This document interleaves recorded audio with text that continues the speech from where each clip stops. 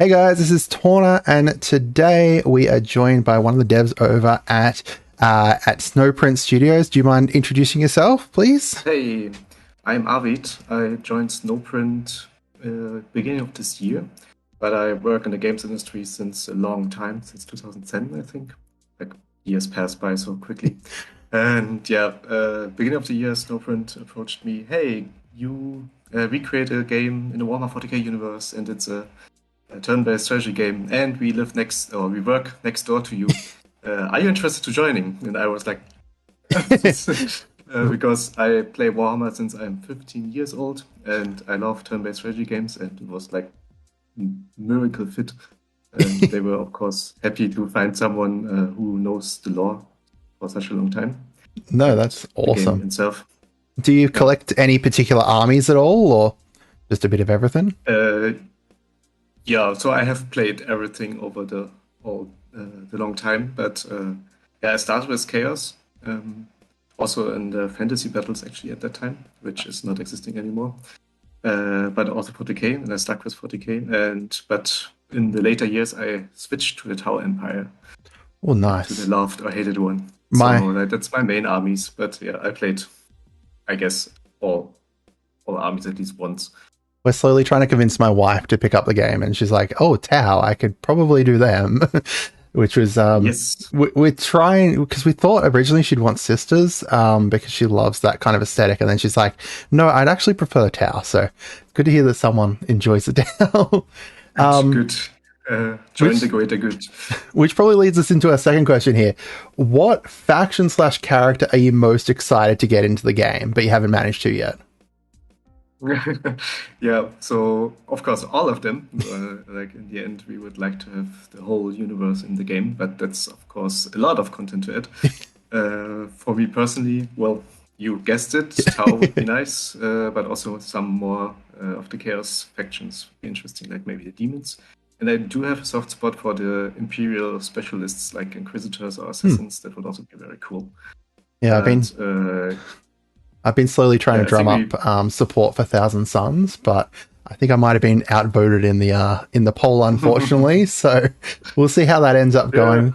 Where I'm yeah, kind of like sitting on the edge of my seat to hear the results from that soon, hopefully. yeah, stay Um, tuned. You will see the results soon. But yeah, but we focus on the bigger factions first. So I mm. guess my Inquisitors and Assassins will have to wait a little bit. But yeah, let's see. um, what kind of relationship do you guys have with Workshop while you're creating the game and the various characters and stuff? Like, do you need to submit them for approval beforehand, or do they kind of trust that you guys are going to meet their vision and stuff? Yeah, so we have close ties with Games Workshop. They're always overlooking us. Um, no, we have weekly a call, so that we sync up what's the latest plans and coordinate efforts and yeah, to just check in. And we also submit all new content, so they make sure that the IP is in good hands there. But so far it has worked well, like with pretty good relationship, like um, and good ideas back and forth. So they so sometimes help us to like tweak it like perfectly on the Yeah. universe. That I'm actually going to skip forward to a different question. So in the future, is there potential that we see like tie-ins to new miniatures being released by Games Workshop? So like we just had the Votann come out, and or like a future codex or something like that. Potentially see a tie-in in Tacticus to go alongside it. Yeah, that would be definitely a goal from both sides if we can achieve that. But it's unfortunately not super easy because there's like a build-up time to Yeah. releases from both sides, and it has to be closely coordinated. And like we would need the miniatures to actually then perfectly put them into the game, but maybe they're not available or can be Yeah. sent to us early. Or uh, if a delay is on one side, then it would affect the other side, which True. is tricky. But yeah, we if there's a possibility, we definitely would like to do that. When you're creating characters, how often do you refer to the rules of the tabletop game? Like a character like Celestine, when she takes damage from her passive and stuff like that, she summons out the other person, kind of similar to the game. Is there like a lot of referring to the codex and stuff like while you're creating the characters? Yeah, we definitely every time look in the rule books and see if we can get it as close as possible. to what it does on a tabletop, but more importantly for us, it's like to actually hit the essence of the character. So an ability in a tabletop might do a different thing in Tacticus, but still stay true to what's the idea of the character.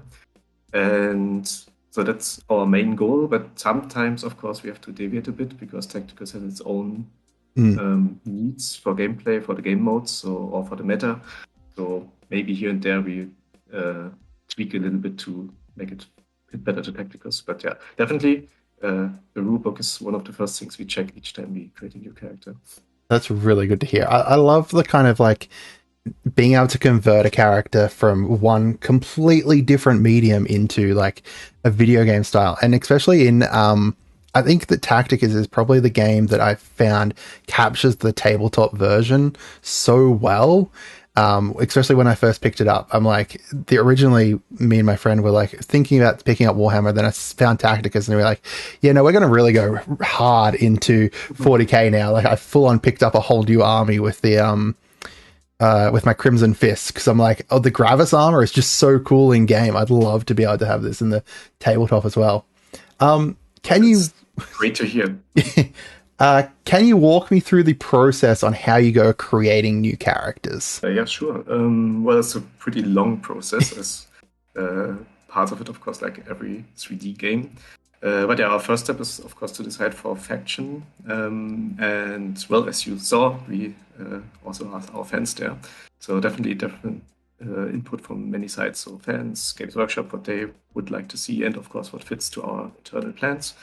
And once we have settled down on a faction, then it's the question like which characters actually should be the faction, because each faction is like also super deep. Yeah, there's a lot of options.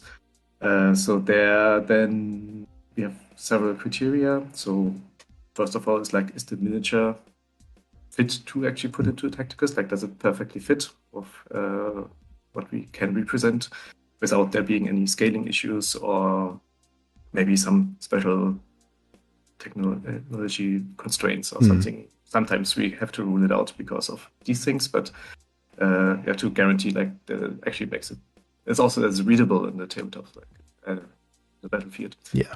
So it's also very important. And then, of course, the question: what would the community expect? Like if we say, for example, 1,000 Suns, what would they want? Or like if there's a new faction. So they're of course like always big names that probably everyone wants to see. Then of course it's important that they provide good gameplay options. Like that might be the issue if we add more Space Marines. Like how can they be different from the other Space Marines? Because in the end it's all like a power armor guy who is good in the similar things, but yeah, that's a very important, of course, that we. So making something like Templar completely different to normal Ultramarines and stuff like that. Yeah. So currently factions are set to like 5 members, which each of them consisting of only 5. Will we eventually see that expanded upon for the future? For example, like Sicarius joining the Ultramarines or something. Well, we thought about that, but so definitely possible. But our priority is, of course, first to give something for everyone who's waiting before we go for deeper into one faction that's already in the game. Yeah, there's so many factions to go into. So yes, yeah, exactly. No, that he's at this, Pete has this. So yeah, that's why we'll see. No, that's what awesome. Gets the most support from the community. No, actually, that's one thing that I wanted to say, that a huge props to you guys. You guys are amazing with the community. Like just the asking the community what they want and stuff like that is like, I rarely ever see that from any game. So it's just amazing. And it feels like it makes the community feel closer to you guys, like in regards to like, we feel like we have almost a hand in the development and stuff, which is really cool. I absolutely love it. Yeah, that's also very important to us, and also huge props to our community team there. They're doing a good job to interact with everyone. Is there any information that you can give us about how Guild Wars will work in the future at all? So guilds is definitely an important topic for us and something we are working on, but it's mostly in planning, so I can't reveal anything specifically here yet. Just I can let you know it's something that's on the roadmap and will be built. But it will be a longer journey since like a lot of bigger features and we will build them out step by step. And our goals would be to build in something that the guilds can upgrade together. So like there's coordinated efforts not only in the battle but also in shared progression. That's very important. And the other thing is like we really want to give like a meaningful conflict between the guilds, which is like worthy of the Warhammer 40k universe. So like cranking up the epic dial a little bit, but of course that sounds really good. And B, it will be a long time. So in the future, will we see reworks for characters or even like full factions, like patching up characters that have fallen a bit out of the meta or have never really been in the meta?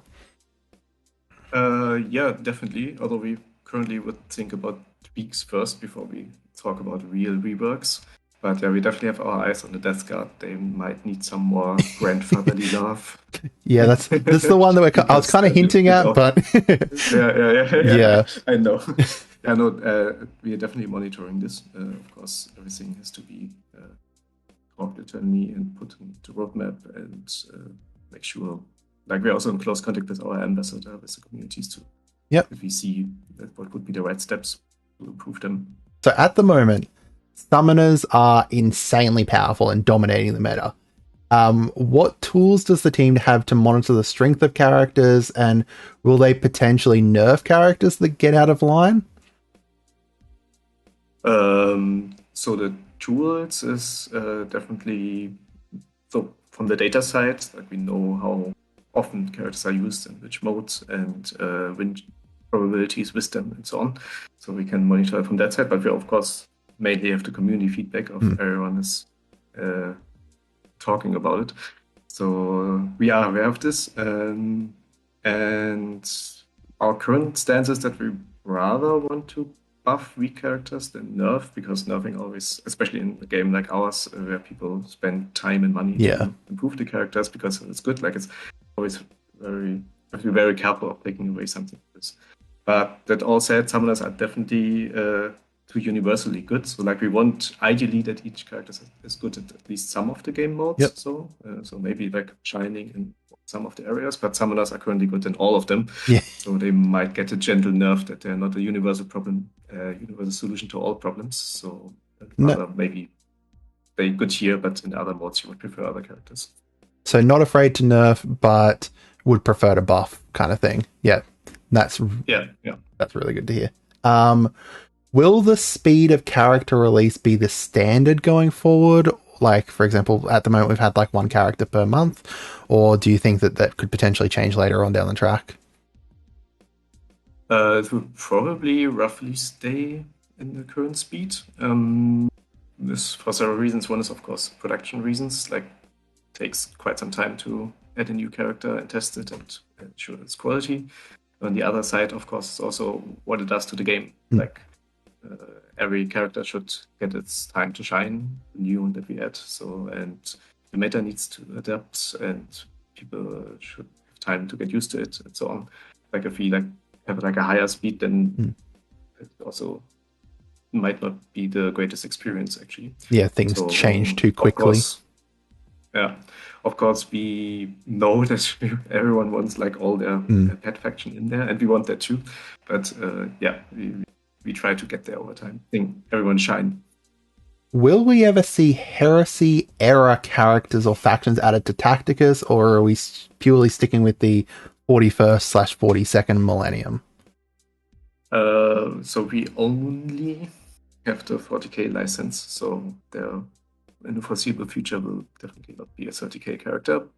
That said, I mean, with 40k we have like several years of decades. You could probably go for the next 10 years and still be fine. So looking at all the codexes, there's so many different characters and stuff like that is crazy. You could just go on for the rest of your life. So with the Calandus quest, we were required to use a character that had no campaign. But we needed to do like certain damage and ability use out of her and everything. Does the team have plans on how they address this in the future? Because it was pretty difficult, like using her ability like a certain number of times when you could only do it in like arena, onslaught, and salvage run. Yeah, we definitely had a lot of feedback about those missions from the community, and for future ones, we already think about lowering the requirements there. In general, we probably want to keep that type of mission because like also very late in the event, and you do have opportunities in the other modes to play with them, but it's, as you say, it's more limited. You're tied to the respawn timers of the tokens. So yeah, we hear the community there and try to adjust to make it a better experience. I think the Athena one was a little bit better as well, which was really good. It's good to see like the tweaks in kind of real time as you guys are learning as we're kind of playing and stuff, which is really good. Yeah. Will it be possible to link our accounts in the future to be able to play on the same account on both iOS and Android? So we heard that popping up from time to time, but currently it was not planned in, but if there's a bigger demand from the community, then I guess we can react to it. Yep, awesome. So if people are interested in that, leave it down in the comments and I can pass it along. Yes. Awesome. Yeah. So one of the huge draws in the tabletop game, and we talked about this a little bit before, were for some people the big engines of war. So like Bane Blades, your Knights, your Demon Primarchs, that kind of stuff. Does the team have plans on how they could implement them potentially in the future, similar to how some games have like a secondary campaign with like spaceships or whatever? Yeah, definitely. It's a big part of 40k, so we have our eyes on it. Our current outlet for it is the guild bosses, but yeah, we are definitely looking forward to opportunities to add them in other modes. But yeah, that's probably a little bit thing of the future. Yeah, no, awesome. But yeah, it's I love to see the big tanks and robots. After looking at like the Magnus model, and I'm like, I need this. I would love to see this in Tacticus too, hopefully. But I think it'd be a bit too strong. But I mean, yeah, Ahriman maybe it's a bit fine, but yeah, Magnus is a bit too strong, I think. What are features from some other games that have done really well that have helped you influence Tacticus or that you'd like to see implemented into Tacticus? Well, so the biggest influence is, of course, Warhammer and Kill Team itself. So that's a big part. So we try to get more things of the actual tabletop into our game. And of course, Tacticus is like heavily built upon the experience of the former games of Snowprint. So like Riven Guard and Soul Guard, like a lot of things and structures were taken over because they worked well in the other games. And then, yeah, we're all fans of turn-based strategy games. So like we played XCOM and Advance Wars and Civ and Fire Emblem, things like this on PC as well as on mobile.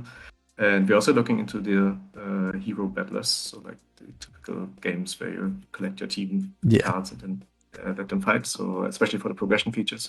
So I would say these are all the influences that we had, and also that will be influences for future features. That's awesome. Taking a bit of everything and just kind of making it into your own.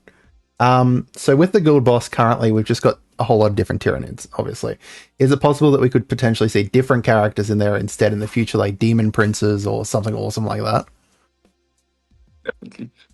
Definitely. I'm very hyped for that. And along the same track, do you think we could potentially see playable Tyranids down the line, or are they just constantly going to be considered the enemies? So originally we aimed to let Tyranids stay a non-playable faction. But of course, we hear the community are open to change that stance. Like I said initially, ideally we want to have all factions at the game at some point. So that would be really cool. And also the bugs come in. I was shocked by in my comments there were so many people who were like, I want Tyranids. Why I just want to nom things. I'm like, yep, okay. I better add that question in just in case. And then our last question. So at the moment we have three big campaigns. We've got the Fall of Arcadia, Indominus, and the Octarius campaign. What campaigns or stories would you like to see added into the future? So of course there's a lot of lore in the universe. I don't know if I can pick favorites. Also, Games Workshop like creates new lore all the time. So like every season there's like a new big conflict. So we might also tie into that. Mm. Personally, of course, I would like to see something around the town, like maybe the Damocles Crusade or something. That would be cool. I would love to But yeah, see keywords. Rinsworld. Rinsworld is like what I'm all about at that at the moment. So unfortunately, orcs are already used, so we might need to had another faction of orcs in Yeah, there too. But yeah, yeah. That's also part of the campaign. Like we need to fit it to the playable faction, of course. yeah, true. So, Um, are available. We look into that part of the lore. no, but that's all my questions. Do you have anything that you would like to add? I guess mostly thank you for giving the opportunity to talk with the community. And in general, it's like a really great experience to see how the game is received from the community. Like we had a lot of good input, and we're always ashamed if like something goes wrong, but we try to keep our best or do our best to like make it a smooth experience. And yeah, definitely keep it coming. All questions or ideas, like we all hear them and try to do our best to get into the game. So the daydreaming thing on the subreddit on the Discord, everyone Yes, goes through that. it's That's awesome. yeah, yeah, There's yeah. so many people like Keep posting writing in cool there. stuff in there. So, Yeah, yeah. but no, that's cool. All right. Well, we're going to finish it up here. Thank you so much for joining us. And if you guys have any comments or questions, leave them down below, and we can maybe set up another interview in the future again, because this is really fun, and I have a million other questions from this. Okay.